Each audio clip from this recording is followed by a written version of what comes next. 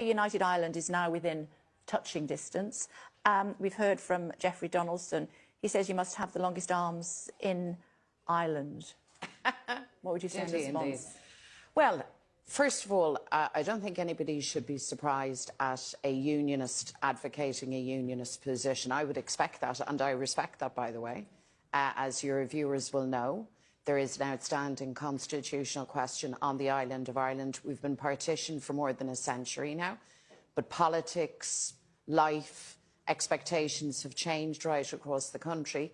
And as per the Good Friday Agreement, which is now 26 years old, there's a provision for border polls to adjudicate whether A, the union with Britain continues, or whether we reunify. And I'm a United Irelander. I firmly and passionately believe that our best opportunities are when we are united economically, socially, politically.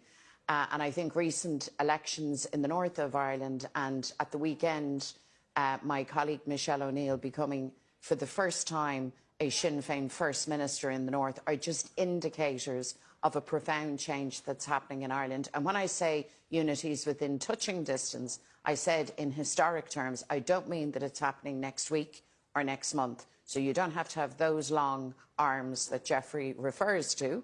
But what I am saying and what I firmly believe is in this decade, we will have those referendums. And it's my job and the job of people like me who believe in reunification to convince, to win hearts and minds and to convince people of that opportunity, part of which, Kay, by the way, will be really consolidating our relationship with Britain as our next door neighbour and a good friend. Yeah.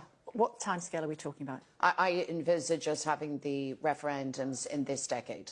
So before 2030? Yes. And let me say that is not so far away. So there's an awful lot of work that needs to be done. I've said consistently to the government in Dublin that they really need to take possession of this conversation that's now underway right across Ireland. They need to give it a structure and a place. And of course, it has to be inclusive.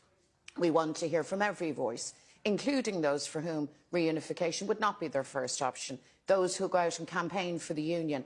Nevertheless, we all live together. That's never going to change. We share Ireland, we love Ireland, and we want what's best for our children, for our grandchildren. I think that's the strongest, most powerful common ground that we all share.